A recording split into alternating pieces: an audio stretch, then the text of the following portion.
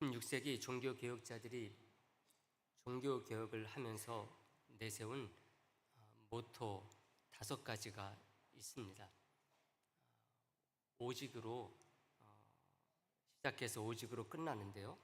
오직 성경, 오직 믿음, 오직 은혜, 오직 그리스도, 오직 하나님께 영광이라고 하는 5가지 모토입니다. 이 중에 가장 우선시되는 것이 바로 오직 성경입니다. 성경을 통해서만이 그 뒤에 나오는 모든 것들을 바로 알 수 있기 때문에 성경을 가장 최우선으로 두고 있는 것이 종교개혁자들의 정신이었었고 또 개혁주의의 믿음입니다. 이 말은 성경으로 돌아가서 성경 중심의 신앙을 회복하자는 말씀입니다.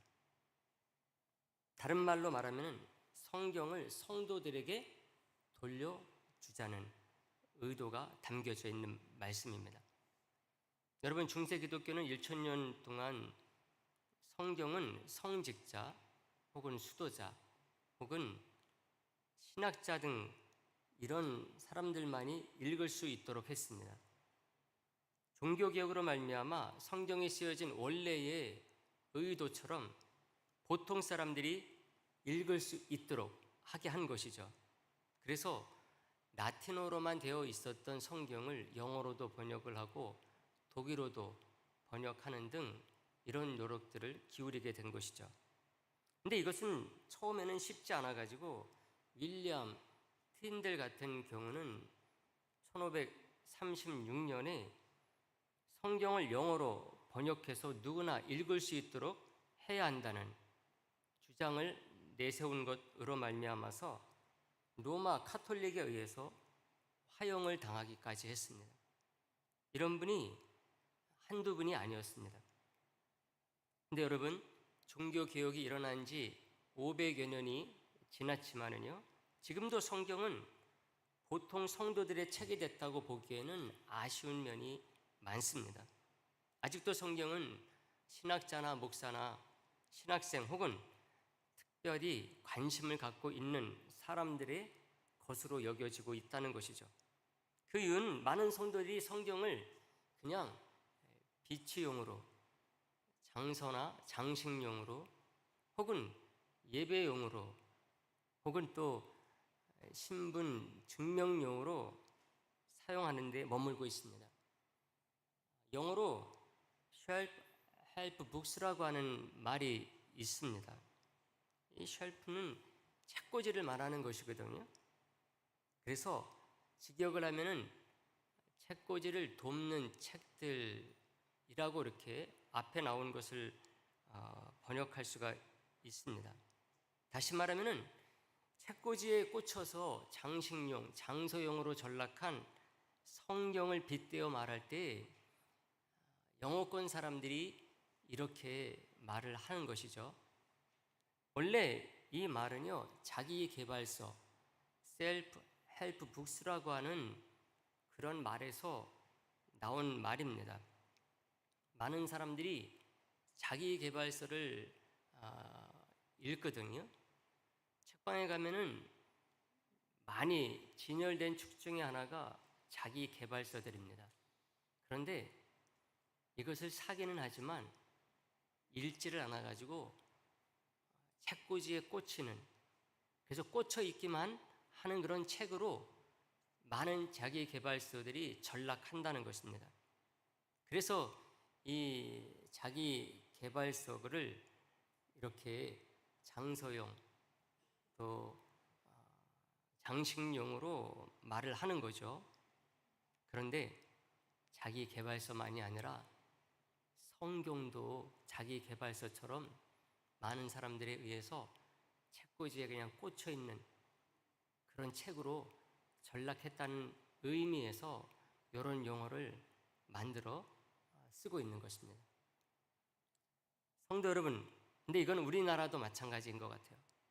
많은 분들이요, 앞에서 말씀드린 것처럼 성경을 그냥 비치용으로 씁니다. 예수 믿는 사람이니까 한 권 정도는 있어야지. 이렇게 사용하기도 하고 예배 드리러 나올 때 예배용으로 쓰고 끝나는 분들이 적지가 않습니다. 뿐만 아니라 성경이 세계적인 베스트셀러잖아요. 그러니까 우리 집 책장에 이런 책 한 권 정도는 있어야지 하면서 장서용으로 쓰는 것입니다. 근데 어떤 분은 나도 예수님 믿는 사람입니다. 요거 증명하기 위해서 신분 증명용으로 성경을 가지고 있는 분들이 있습니다. 이 정도 선에서 성경을 가지고 신앙생활하는 사람들이 적지가 않습니다. 여러분, 성경을 성도들이 이런 정도로밖에 사용하지 못하고 있는 이유 중에 하나의 이유가 있다고 한다면은 목사가 혹은 인도자들이 해주는 것에 의존하기 때문에 그렇습니다. 설교도 그렇죠. 그리고 연구하는 거나 깨달음이나 적용하는 것까지 목사에 의존하고 혹은 성경 공부 인도자들에게 의존하는 것이죠. 근데 이거는 바람직하지가 않습니다. 마치 이런 거는요, 선생님이 학교에서 가르쳐 주니까 학생이 자기 스스로 공부를 안 하는 것과 똑같습니다. 그러면 그럴수록 학생은 성적이 떨어지게 되어 있습니다. 성경도 자기 스스로 우리 성도님들이 직접 읽고 깨닫고 적용하면서 살지 않으면요, 모든 이에게 다 이렇게 형식적으로 전락하게 되어 있습니다. 또 하나 성도들이 성경을 읽지 않는 이유가 있다고 한다면은 성경은 어렵다는 그런 생각을 성도들이 갖고 있다는 것이죠.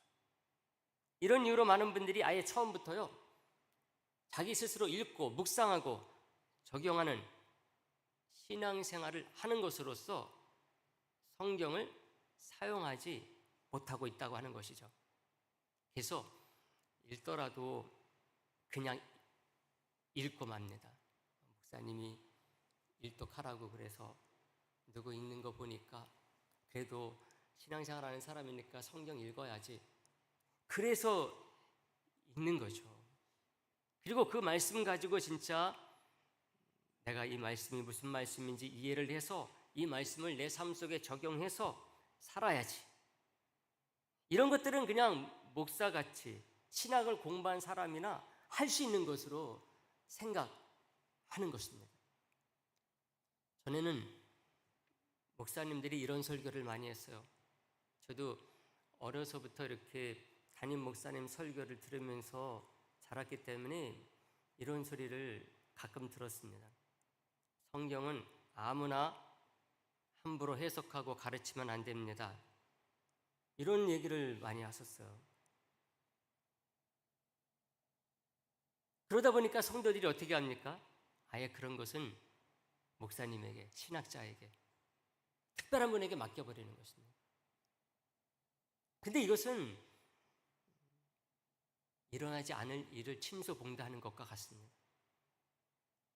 성도가요, 교회를 중심으로 착실하게 신앙생활을 하고 있으면은 염려할 게 없어요. 교회를 통해서 그런 것들이 잘 보호받을 수 있기 때문에 그렇습니다. 여러분, 성경은 날마다 먹어야 될 음식처럼요, 스스로 섭취해야 될 영의 양식입니다. 여러분, 음식 남에게 대신 먹어달라고 하시는 분 있습니까? 아무리 옆에 있는 사람이라 할지라도 그 사람이 먹는 것 내가 배부릅니까? 그렇게 하지 않잖아요. 성경 말씀도 바로 내가 직접 먹어야 될 영의 양식입니다. 여러분, 중요한 글일수록 직접 읽죠. 연애 편지, 또 계약서 같은 것들. 여러분, 남에게 대신 읽고 도장 찍으라고 합니까? 절대로 남에게 맡기지 않아요. 연애 편지 같은 경우 여러분, 자기가 글을 읽을 줄 아는데 남에게 대신 읽어달라고 그럽니까? 절대로 그렇지 않죠. 직접 읽습니다. 자기가 직접 읽고 느끼죠. 여러 번 읽어가지고 외울 정도가 되도록 하죠. 어려운 말이 있습니까? 그러면 어떻게 합니까? 연애 편지인데 사전 찾아가면서 무슨 말인지 자기가 연구하죠. 왜요? 그 자체가 즐겁고 행복하기 때문에 그렇습니다. 여러분, 성경이 바로 그런 것입니다. 믿을 수 있기를 바랍니다. 여러분, 성경은요, 처음부터 끝까지 보통 하나님의 자녀, 보통 하나님의 백성들을 위해서 기록한 하나님의 말씀입니다. 이것을 오늘 본문이 잘 알려주고 있어요. 오늘 본문 말씀 사도 요한이 기록을 해가지고 아시아의 7교회에 보낸 편지입니다. 오늘 우리가 읽지 않았지만 4절을 보면 그절 금방 알 수가 있어요. 4절 말씀, 읽지 않은 말씀이지만 한번 다 같이 화면을 통해서 보도록 하겠습니다. 다 같이요. 요한은 아시아에 있는 7교회에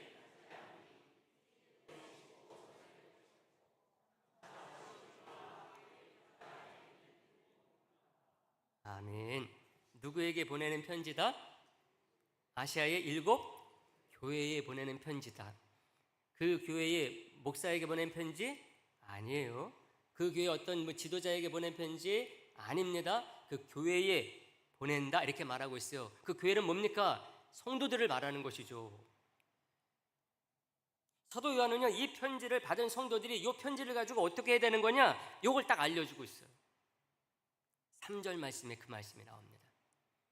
이 편지를 받으면 여러분들이 이렇게 해야 됩니다. 아니, 이렇게 할 때 복이 있는 거예요. 요한계시록을 보내면서 그 말씀을 하고 있는데 이거는 성경에 대한 말씀과도 똑같습니다. 똑같이 적용할 수가 있어요. 3절 말씀 다시 한번 봅니다. 다 같이 보겠습니다. 이 예언의 말씀을 읽는 자와 듣는 자와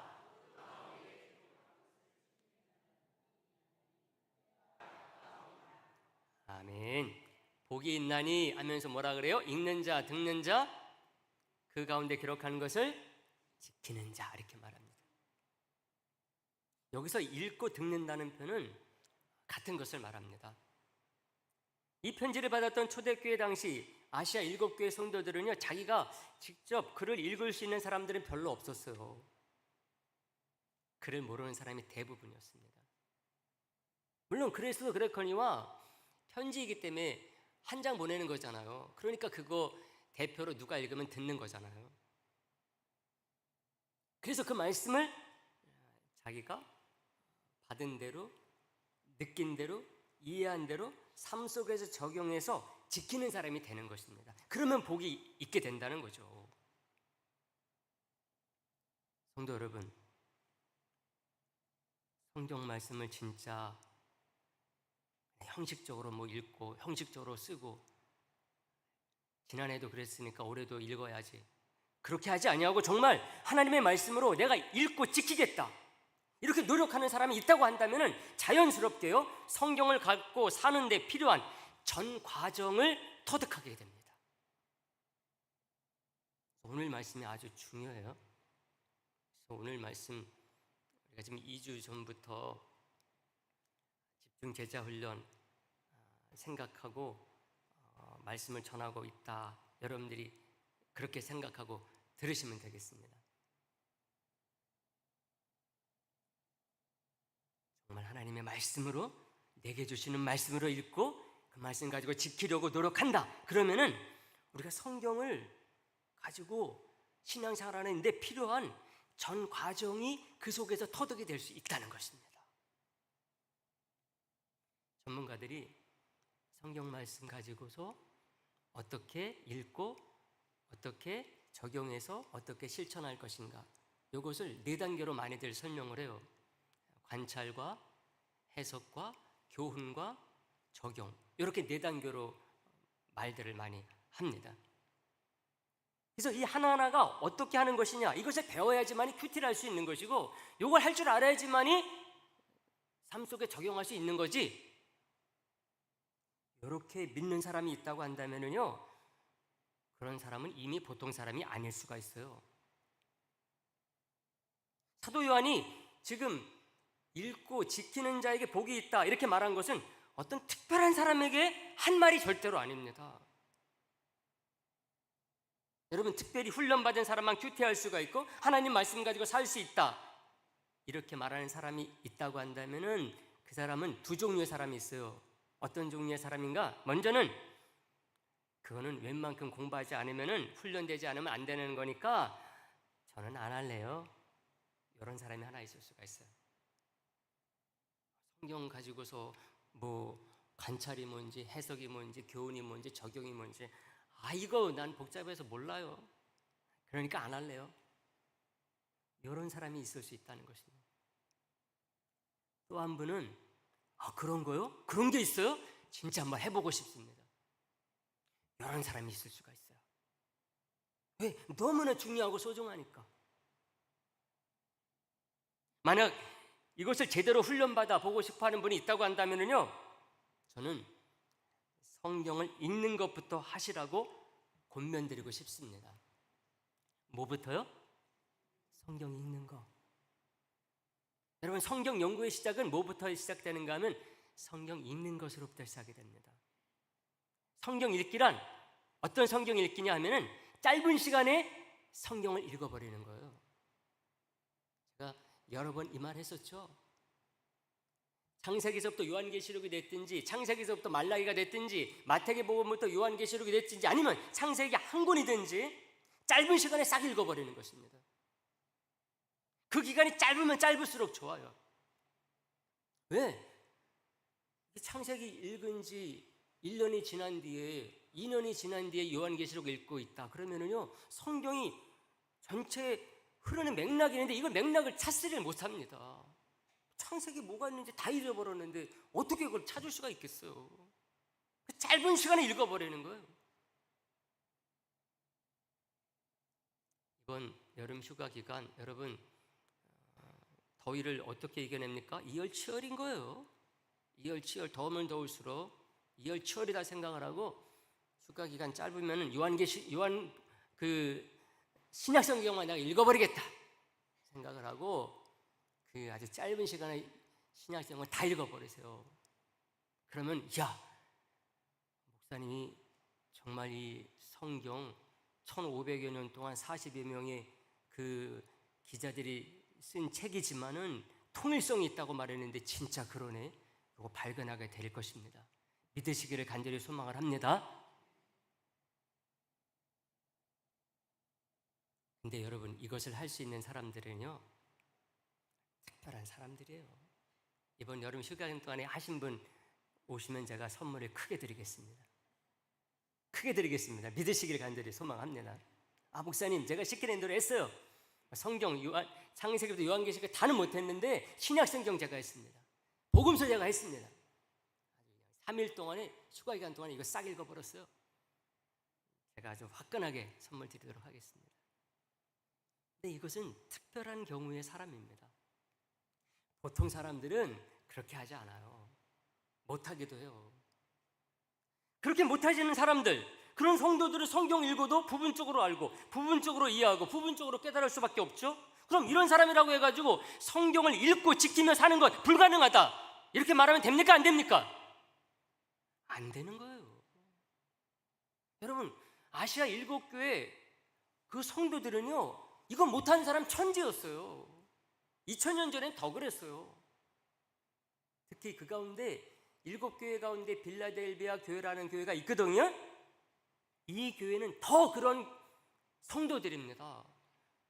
제가 전에도 이 빌라델비아 교회 성도에 대해서 말씀드린 적이 있는데 이 지역 사람들은 마치 화전민과 같다 이런 말씀을 드렸어요. 살기가 너무나 힘든 사람들이에요. 그러니 글도 몰랐을 것이고 성경에 대해서 알아도 들은 정도밖에 알지 못했을 것입니다. 근데 이 교회 성도들이 어땠느냐? 예수님으로부터 칭찬을 받는데 이렇게 칭찬을 받아요. 3장 8절 말씀입니다. 화면 나오니까 다 같이 보겠습니다. 다 같이요. 시작. 볼지어다 내가 내 앞에 열린 문을 두는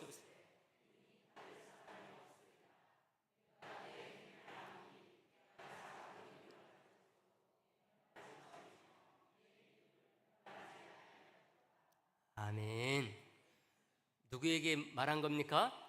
빌라델비아 교회. 빌라델비아 교회 성도들은 정말 글도 제대로 아는 사람도 별로 없었을 거예요. 작은 능력을 가지고라는 표현이 나오는데 이 작은 능력 속에 여러 가지가 포함됐을 것입니다.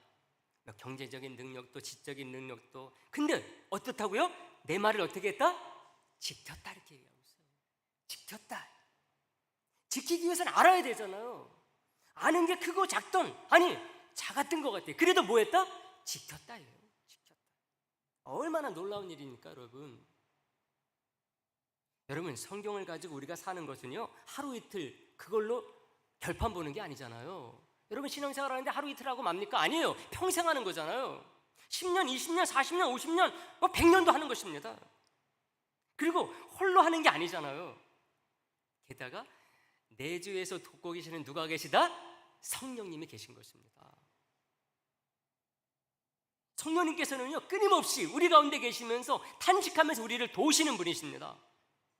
그래서 우리가 잘하면 잘하는 대로 도우시고, 또 실수하거나 못하면 그런 대로 도와주십니다. 그래서 결국은 어떻게 하시는가 하면 우리를 하나님에게로 인도하시고 견인하시는 것입니다.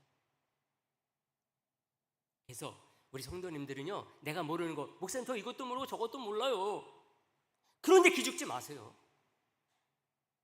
대신에 알게 해주시는 것, 아는 것이 있고 와닿는 것이 있다, 거기에 초점을 맞추는 게 신앙생활을 잘하는 비결입니다. 여러분, 사람 가운데 느끼지 못하는 사람이 있어요? 아무리 작은 것을 깨닫지 못하는 사람이 있습니까? 아무리 읽는 것이 잘 안 된다 할지라도 단어 하나라도 알게 되잖아요. 하다못해 예수라는 그 단어라도 내 마음속에 와닿지 않습니까? 거기에 초점을 맞춰서 신앙생활을 지키려고 하는 것이 신앙생활의 비결이라니까요. 거기다 여러분, 교회가 그걸 돕잖아요. 소그룹이 또 있지 않습니까? 그래서 우리에게 필요한 건 뭐냐? 단 한 장의 성경이라 할지라도, 아니 단 한 단락이라 할지라도, 단 한 구절이라 할지라도, 단 단어 하나라 할지라도 날마다 계속해서 지켜 사는 삶의 몸부림입니다. 이 세상에서 신앙생활하는 것이, 특히 말씀 가지고 산다라고 하는 것이 자연스럽게 되지 않는다 할 때는 사단이 역사함으로 우리의 신앙의 삶의 몸부림이 거기에 있는 것이죠. 뭐를 가지고요? 엄청나게 큰 것? 그거 아니라는 거예요. 작은 걸 하나라 할지라도 그것 가지고 내가 어떻게 지키면서 살 것인가, 이것이 우리 신앙생활을 하는 사람이 삶 속에서 보여줄 참된 신앙의 모습이라는 것이죠. 바로 빌라델비아 교회가 그렇게 살았던 것입니다. 그러니까 그 7교회 가운데 참 내노라 하는 교회들이 있었음에도 불구하고 이 보잘것없는 빌라델비아 교회가 예수님으로부터 칭찬받은 것입니다. 여러분, 읽은 말씀 가운데는요, 모르는 단어가 많을 수밖에 없어요. 배경이 이해가 되지 않는 게 많아요. 모르는 이름, 모르는 지명, 모르는 나라 얼마나 많이 나옵니까, 성경에. 저도 마찬가지예요. 여러분, 목사니까 여러분 평생 이 성경 가지고 울고 먹었잖아요. 근데도 불구하고요, 어떤 것들은 낯설어요. 근데 그 가운데 어떻게 해요? 아는 단어가 나오는 거예요. 아는 내용이 나오는 겁니다, 여러분. 아마 이것에 대해서 부정하는 분은 한 분도 없으리라고 생각을 합니다, 여러분. 바로 그것을 내게 주시는 하나님의 말씀을 알고 적용할 곳을 찾아가지고, 다시 말하면 자기의 전 인격 속에서 내가 이 말씀 가지고 내 어떤 인격을 어떻게 바꿔야 될 것인가, 이것을 찾는 것이죠. 또 하나는 자기의 모든 삶, 직장이든 가정이든 세상의 모두 어디든 또 누구를 만나든 그런 속에서 찾아 실천 지키는 것입니다. 그래서 날마다 우리 하나님을 닮아가고 그리스도를 닮아가는 거죠. 그러면은 구원받았을 때는 어린아이와 같았었지만은 계속해서 이것을 꾸준히 하나님의 말씀이므로 내가 날마다 밥 먹듯이 하나님의 양식도 날마다 먹어야지 계속해서 지키기 위해서 나아가게 되면은 구원받은 어른이 되어가는 것입니다. 이게 1년 쌓이고 10년 쌓이면서 처음 몰랐던 것인데 그것이 알아지게 되는 거죠. 창세기를 읽을 때는, 창세기를 읽고 지키려고 노력할 때는 몰랐던 것인데 이제 역사서를 읽고 뒤에 나오는 시가서를 읽고 예언서를 읽으면서 전에 몰랐었는데 이게 나중에 읽다 보니까 알아지는 것들이 쌓이는 것입니다. 해가 갈수록 늘어나는 거죠. 우리가 날마다 솟는 샘물이라는 큐티집 가지고서 큐티도 하고 새벽기도 인도하고 있지 않습니까? 이게 벌써 10년이 됐어요. 제가 그걸 다 가지고 있거든요. 2015년 3월 달부터 제 책꽂이에 딱 꽂혀 있습니다. 그러다 보니까 이제는 66권 한 번 다 돌아간 거나 똑같아요. 어떤 건 반복이 됐어요. 거기 보게 되면 분량이 많습니까? 한 장씩 됩니까? 두 장씩 됩니까? 아니에요. 몇 절 안 돼요. 한 장 가지고 2, 3일 나눠서 큐티를 합니다. 만약 누군가 이 말씀을 날마다 자신에게 주신 하나님의 말씀을 딱 알아가지고 스스로 읽고 지키고 살려고 했다고 한다면요, 많은 영적인 성장이 있었을 것입니다. 자기는 느끼지 못해도 성장해 온 그런 모습들을 알 수가 있을 것입니다. 이 말은 교육자가 새벽마다 전하는 그 말씀을 말하는 게 아니에요.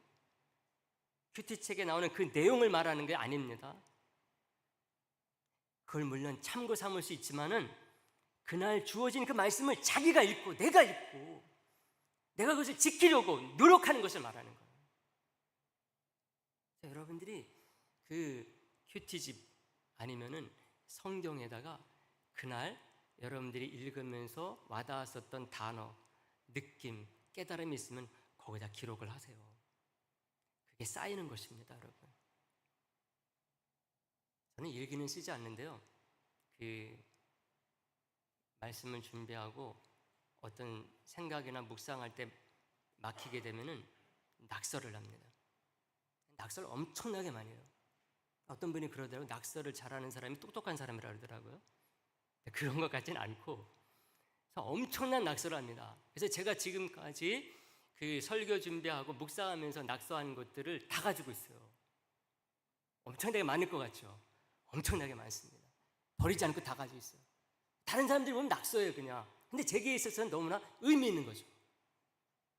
근데 그게 쌓이는 거예요, 쌓이는 거예요. 아무것도 아닌 것 같은데. 그러면서 자신도 모르게 아는 것들이 늘어나고 지키는 것이 성숙하는 것입니다. 사랑하는 성도 여러분, 많은 성도들이요, 이 말씀이 무슨 말씀인지 알아야 지킬 것 아닙니까? 이렇게 목사에게 반문하는 분들이 있어요. 이 말씀 읽어도 모른다는 거죠. 이것은 읽는 게 안 되는 그런 호소이기도 한데요, 읽어도 무슨 뜻인지 모르기 때문에 이런 소리를 하는 게 맞죠? 하지만 성도들이 진짜 가장 잘 못하는 게 있는 것은요, 뭔가 하면은 읽어서 이해하는 게 아니라 읽은 말씀 가지고 지키는 적용을 가장 못합니다. 성도들은 착각하는 거예요. 자기가 성경을 이해를 못해서 지키지를 못하는 것으로 착각을 하는 것인데, 읽는 게 문제가 아니라 적용을 잘 못하기 때문에 그 문제를 읽는 것에서 문제를 찾는 것입니다. 보통은요, 성도들이 감동을 받으면은 지킨 것으로 아는 사람들이 많아요. 마음에 와닿았으면 은혜 받은 것으로 생각하는 사람들이 많습니다. 은혜 받았으면 그걸로 지킨 것으로 생각하는 사람들이 많아요. 착각인 것입니다. 여러분들이 설교 듣고 은혜 받았으면 오늘은 됐네? 그러면 안 되는 거예요. 그거는 사도 요한이 읽고 듣고 지킬 때 복이 있다 그랬잖아요. 그죠? 지킨 것 안 한 것과 똑같아요. 지킨다는 것은 구체적으로 전 인격을 샅샅이 살펴가지고 하나님의 말씀을 따라 교체시키는 것입니다. 자기의 전 인격을 돌아보면서 하나님 말씀이 잘못됐다 그러면 교체시키는 것을 말해요. 자동차 부품 고장나면 교체하는 것처럼 자기의 인격뿐만 아니라 자기의 삶의 습관, 말, 행동 하나하나를 성경에 따라서 완전히 바꾸는 것을 말합니다. 그렇게 고통스러운 거예요. 잘 안 되는 거예요. 왜? 살아온 인생의 횟수만큼 이게 잘 안 됩니다. 왜요? 살아온 횟수만큼 모든 게 익숙하기 때문에 그렇습니다.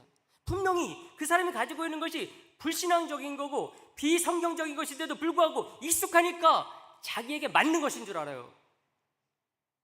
잘못된 거죠. 또 세상의 법들, 세상의 도덕들, 세상 사람들에 비해서 그래도 나는 이런 생각들이 더 성경적인 사람으로 만드는 데 있어서 실패하게 만듭니다. 우리의 모든 것을 세상 사람이 좋다 하는 것으로 바꾸는 게 아닙니다. 성경의 말씀을 가지고 바꾸는 것입니다. 이게 적용이고 지켜 사는 거예요. 여러분, 이 비밀을 알아들으신 분들은 성경 읽기가 어렵다고 말하는 분이 되지 않습니다. 왜냐하면 무슨 뜻인지 아는 게 두렵고 떨리기 때문에 그렇습니다. 왜요? 그것을 내가 읽고 마음 가운데 깨달았으니 내가 이것을 지켜서 내가 바꿔야 되니까. 근데 이것이 얼마나 놀라운 하나님의 은혜인가를 깨닫게 되는 사람은요, 이걸 사모하는 사람이 되게 되어 있어요.